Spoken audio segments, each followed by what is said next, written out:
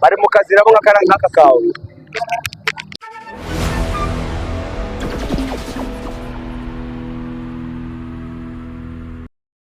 Nagize amatsiko nkimara kukubona kuko nahise nibaza nk'isaha uba wabyukiye uyu munsi n'asaga.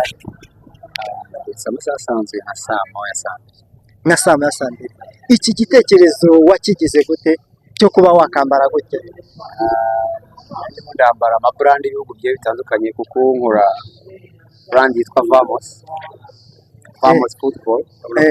Aricyo naje kugaragaza aya mahirwe igihugu cyacu kiba cyaraduhaye yo kugaragaza impano zacu mu bantu b'amahanga aho bahura n'abantu batandukanye. Vamos Football no yari yitabiriye ariko buryo nibwo bucyo dore mwanga. Wapanze gute kwambara iyi brand ufite ku mutwe? Iyi brand ifite ntago byantwara umwanya munini cyane kuko mfite ibihugu bigiye bitandukanye. Ibihugu bigiye bitandukanye, hari iby'Ububiligi, hari ibya ibihugu byagiye bitandukanye n'amarinete byose uko nguko. Biterwa nuko babyumvisemo nuko uyu munsi nabatereka nambare yenda gusa mu Rwanda. Ikindi kibazo mfite cy'amatsiko ni kubera iki brand wayifashe ukayishyira ku marinete? Actually amarinete yaguze muri magazine Sport Class yuzuyemo amabara yose, Ubwongereza, Ubutaliyani n'u Rwanda. Yuzuyemo ariko uyu munsi nabo yatereka nambara Ubwongereza mba amahirwe. Ndebe uko biza kugenda. Ni igiki wabasha kuvuga ku byo ukora? Icyo navuga ku byo nkora ni content creator nkawe.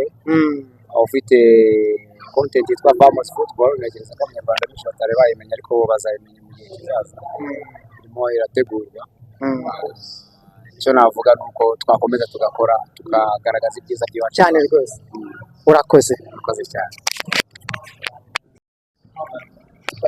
Ugatewe nta kibazo. Vamos ngwino ugerageze wowe idarapo papa wambaye n'akadarapo. Ngwino ugerageze ugaterure gutya ukadunde ugafata.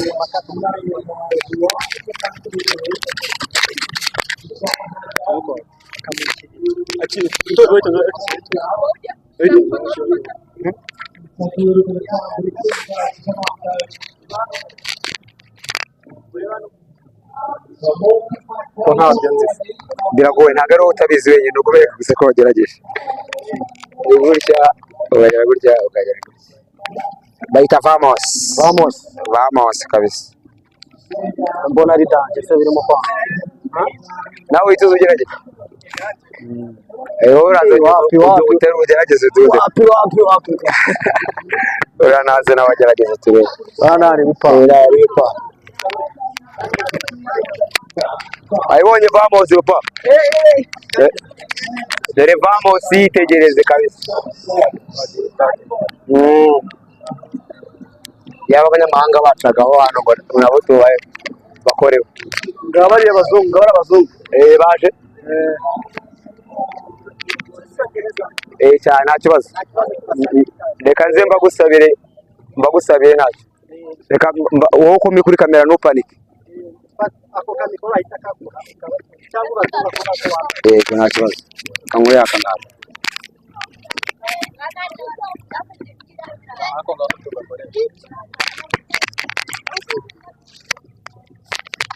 Ariko bahetse ibikapu bisi ko ntacyo. Hello, welcome in Rwanda. Can you please try my challenge? My challenge is very simple. Just like this. It's not easy for you? Okay, good. Try it. Okay, good.